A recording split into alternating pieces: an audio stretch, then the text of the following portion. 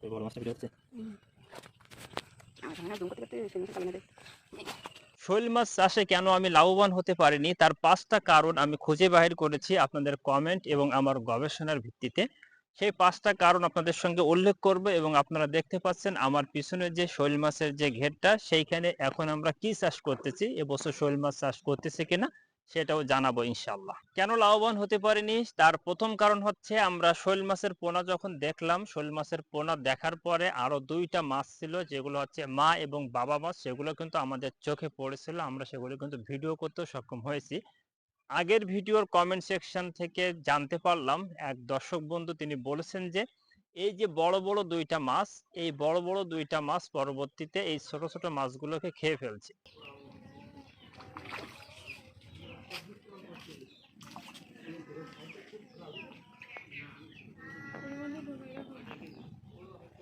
সকালে তো কিছু খাইনি, সকাল হয় তাদের 10টা 12টার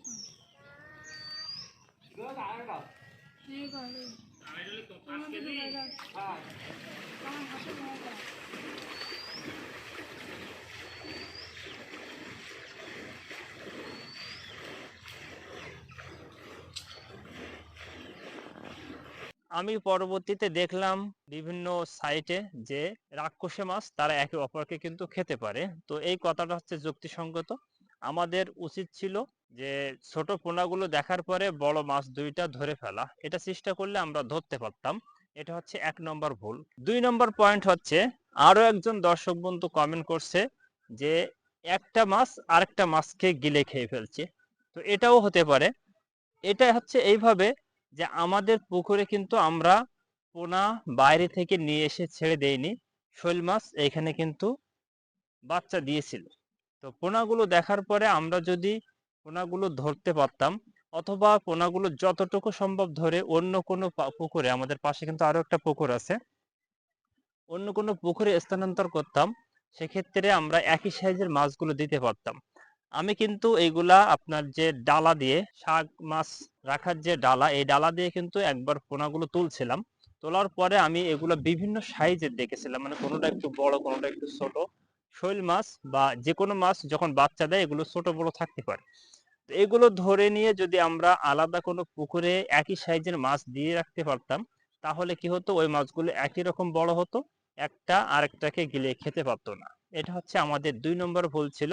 3 নম্বর ভুল যেটা, সেটা হচ্ছে আমাদের পাড় এবং বেড়া, অর্থাৎ আমরা এইখানে শৈল মাছের চাষ করার মতন উপযুক্ত ভাবে পুকুরের পাড় এবং সাইডে যে বেড়া বা ঘেরা, এটা কিন্তু দিতে পারিনি। আরো একজন দর্শক বন্ধু কমেন্ট করছিল যে শৈল মাছ 10 ফিট পর্যন্ত লাফ দিতে পারে। আমরা কিন্তু মোটামুটি 3 থেকে 4 ফিট উঁচু করছিলাম, আমাদের ভেড়ি সহ প্রায় 5 ফিটের মতন ছিল পানির উপরে।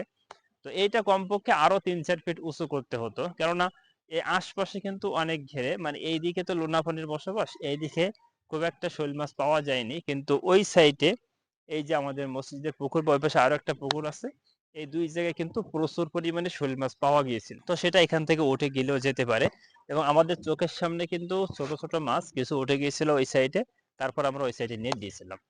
তো এই 3টা কারণ। এরপরে চতুর্থ যে কারণ, সেটা হচ্ছে আমাদের পুকুরটা শৈল মাছের উপযুক্ত কিনা। যেহেতু এটা মূলত একটা ছোট ঘের, তো এইখানে শৈল মাছের উপযুক্ত এই জন্য না যে তলায় কিন্তু খুব বেশি নরম মাটি নেই, অর্থাৎ নাইল মাটি নেই, যে শৈল মাছ থাকার জন্য কিন্তু তারা অনেক সময় মাটির তলায় বেশিরভাগ সময় থাকে। সেরকম উপযুক্ত জায়গা এটা না, এটা আমি মনে করি। আপনারা অবশ্যই কমেন্টে জানাবেন যে আমার এই মতটা ঠিক আছে কিনা।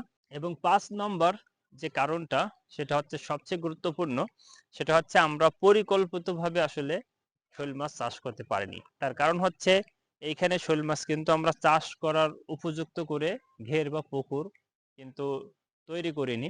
শৈল মাছটা যে কোনো জায়গা থেকে হোক এখানে এসে সে কিন্তু বাচ্চা দিয়েছে, এবং আমরা সেই বাচ্চাগুলো সংরক্ষণ করার চেষ্টা করেছি।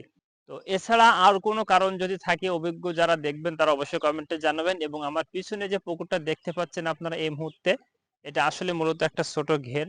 তো এই ঘেরে আমরা কিন্তু বরাবরের মতো এবছর হচ্ছে বাগদা, এবং এখন আছে কিছুদিনের মধ্যে গলদা পোনা, সেটা কিন্তু ছেড়ে দেবো। আপাতত এখানে বাগদা চিংড়ি চাষ হচ্ছে।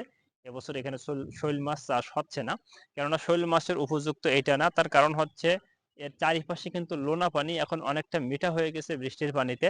এবছর কিন্তু এখানে লোনা পানিটা ঢুকছিল, আশেপাশে যেহেতু লোনা পানি আমরা প্রস্তুত করতে পারিনি, এই জন্য লোনা পানি ঢুকছিল, যার কারণে এখানে পরবর্তীতে একটা শোল মাছ আমরা মরা হয়েছিলাম। আর কোনো শোল মাছের ভিতরে আছে কিনা সেটা আমি শিওর না।